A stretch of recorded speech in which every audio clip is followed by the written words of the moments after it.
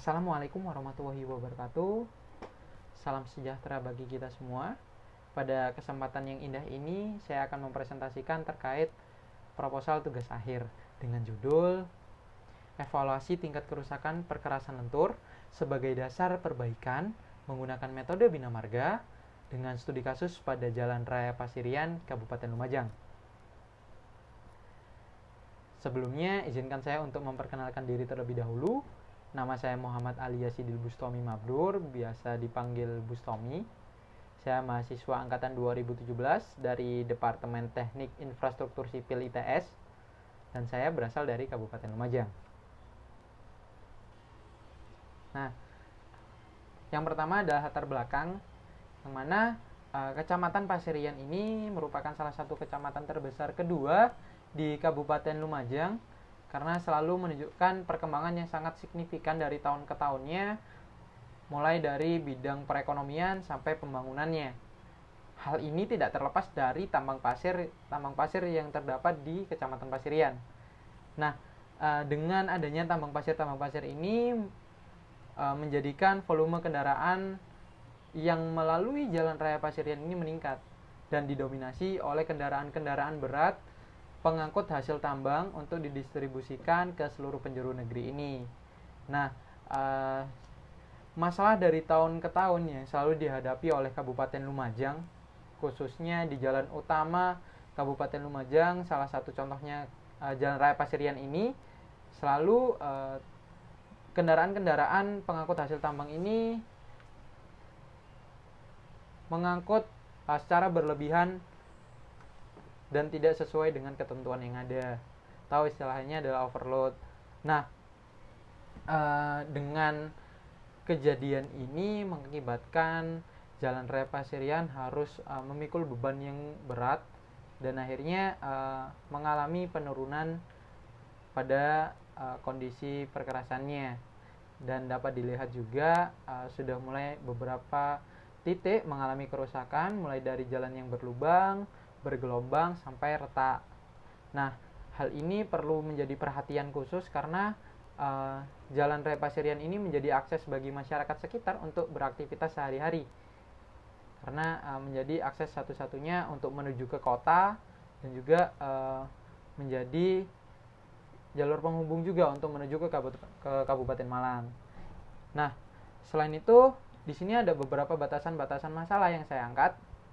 Yang pertama adalah analisa tingkat kerusakan yang terjadi. Di sini kita akan menentukan kerusakan-kerusakan apa aja berdasarkan dari jenis, tingkat, dan sebaran kerusakannya.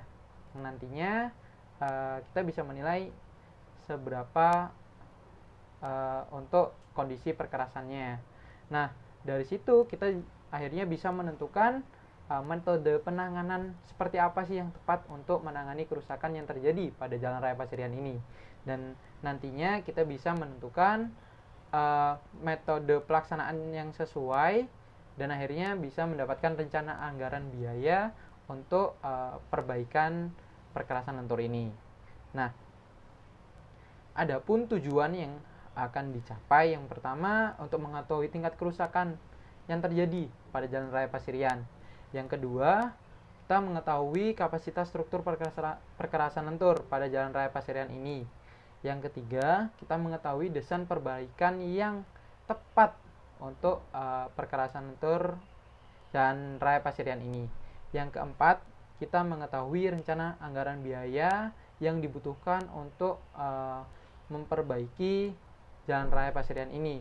Dan tentunya kita bisa mengetahui metode perbaikan dan metode pelaksanaan yang sesuai untuk mengatasi kerusakan-kerusakan ini. Nah, adapun manfaat yang bisa didapat yaitu mengetahui analisa tingkat kerusakan yang terjadi pada perkerasan lentur ini dan memperoleh hasil perencanaan perbaikan perkerasan lentur yang tepat untuk mengatasi kerusakan-kerusakan yang terjadi, sehingga Jalan Raya Pasirian dapat kembali memikul beban-beban yang melintas di atasnya dengan maksimal, serta masyarakat juga merasakan efek kenyamanan dalam berkendara. Nah, adapun tinjauan pustaka yang saya gunakan pada bab 2 di proposal tugas akhir ini melalui jurnal ilmiah dan peraturan-peraturan terkait. Untuk jurnal ilmiah sendiri, saya merujuk pada Nugroho dan kawan-kawan tentang perencanaan aplikasi rencana anggaran biaya studi kasus pada Dinas Pekerjaan Umum Kota Salatiga pada tahun 2009. Nah, selain itu ada peraturan-peraturan yang menunjang. Yang pertama ada Kemen PUPR RI tahun 2014 tentang modul pelaksanaan jalan. Kemudian ada dari Direktorat Jenderal Bina Marga tahun 1990 nomor 18 tentang penyusunan program pemeliharaan jalan kota. Kemudian juga dari Direktorat Jenderal Bina Marga tahun 2017 dengan surat edaran nomor 4 tentang penyampaian manual desain perkerasan jalan revisi 2017. Dan yang terakhir juga dari Direktorat Jenderal Bina Marga tahun 2017 melalui surat edaran nomor 7 tentang panduan pemilihan teknologi pemeliharaan preventif perkerasan jalan.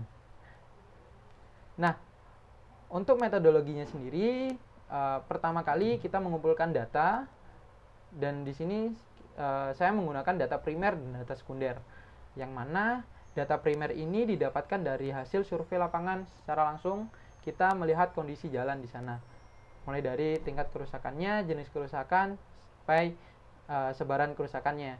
Dan tidak lupa kita juga harus memperhatikan fungsi drainase pada kondisi existing, apakah telah sesuai atau tidak.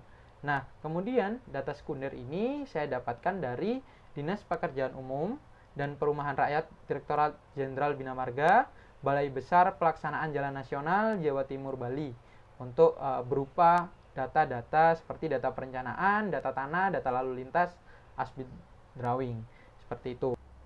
Setelah kita mengumpulkan data-data baik data primer maupun data sekunder, maka kita melakukan identifikasi kerusakan, yang mana identifikasi kerusakan ini dibagi menjadi 3 terhadap jenis kerusakan, tingkat kerusakan, dan sebaran kerusakan, yang mana jenis kerusakan ini juga dibagi menjadi 3, mulai dari pelepasan butir, retak, dan alur.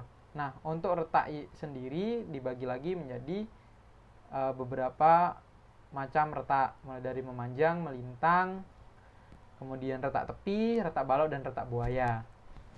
Nah, selanjutnya untuk tingkat kerusakan di sini dinilai dengan indikator tinggi, sedang, dan rendah sesuai dengan kondisi kerusakannya. Kemudian untuk sebaran kerusakan itu dinilai dengan indikator besar, menengah, kecil sesuai dengan kondisi kerusakan. Kemudian untuk metode perbaikannya ada metode overlay, yang mana metode ini seringkali ditujukan untuk memperbaiki fungsi jalan seperti penanganan bentuk permukaan, kenyamanan, dan perbaikan lainnya yang bersifat non-struktural. Dan untuk perkerasan dengan beban lalu lintas rencana yang tinggi, yaitu lebih besar dari 100.000 S4, maka diperlukan pemeriksaan kinerja fatigue. Nah, untuk beban lalu lintas rendah di bawah 100.000 S4 ini dan perkerasan HRS tidak perlu dilakukan pemeriksaan fatigue. Kemudian ada lagi salah satu metode yang dapat dilakukan untuk pelaksanaan dari overlay ini, yaitu menggunakan metode mill and inlay, yang mana dengan metode ini dilakukan pengelopasan terlebih dahulu untuk meratakan kondisi existing yang nantinya dapat menghasilkan overlay dengan ketebalan yang seragam. Nah, kemudian ada rekonstruksi perkerasan, yang mana untuk rekonstruksi perkerasan ini dikhususkan untuk semua kasus perkerasan existing yang mengalami kerusakan berat. Maka di sini disarankan untuk melakukan rekonstruksi perkerasan dan tidak dianjurkan untuk melakukan overlay. Nah, dengan adanya kerusakan berat dan retak yang sangat signifikan dan meluas, menunjukkan bahwasannya perkerasan ini telah mencapai akhir dari umur pelayanan atau terlambat untuk ditangani. Nah, ada rekomendasi untuk melakukan rekonstruksi perkerasan ini menggunakan perkerasan kaku untuk beban lalu lintas yang berat. Tapi di sini juga harus tetap memperhatikan dan mempertimbangkan dari rencana anggaran biaya untuk perbaikan kerusakan ini. Nah, setelah itu di sini juga ada bagan alir dari tugas air ini, dimulai dari pengumpulan data, mulai dari data primer sampai data sekunder. Kemudian setelah semua data terkumpul, melakukan identifikasi kerusakan yang terjadi pada kondisi existing, mulai dari menentukan jenis kerusakan, tingkat kerusakan, dan sebaran kerusakan, sampai kesesuaian perkerasan dengan tanah dasarnya, dan nantinya sampai menghasilkan sebuah nilai dari kerusakan perkerasannya. Nah, dari situ kita lanjut untuk menentukan metode perbaikan yang tepat sesuai dengan SE Dirjen Bina Marga nomor 4 tahun 2017. Nah, setelah kita menentukan metode penanganan yang sesuai, barulah kita melakukan desain perbaikan perkerasan lentur ini, dan nantinya menghasilkan kapasitas yang harus lebih besar dari beban lalu lintas yang akan dipikul.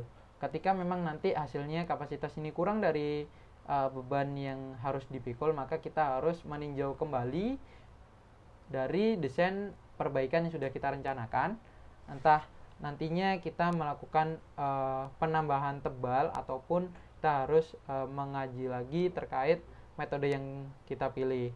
Nah, di sini ketika memang nanti hasilnya sudah memenuhi, berarti kita sudah bisa lanjut ke tahap berikutnya, yaitu dengan melakukan penggambaran gambar rencana yang nantinya sebagai penunjang juga, dan kemudian dilanjut untuk menentukan metode pelaksanaan dan menyusun rencana anggaran biaya, dan ditutup dengan kesimpulan dan saran. Mungkin cukup sekian yang bisa saya sampaikan. Saya berharap kritik dan saran dari teman-teman semua yang menyaksikan ini sebagai pembelajaran untuk diri saya sendiri, dan sebagai nantinya agar saya bisa lebih berkembang lagi ke depannya. Terima kasih banyak untuk teman-teman yang sudah mau menyaksikan ini sampai akhir. Kurang lebihnya saya mohon maaf. Wassalamualaikum warahmatullahi wabarakatuh.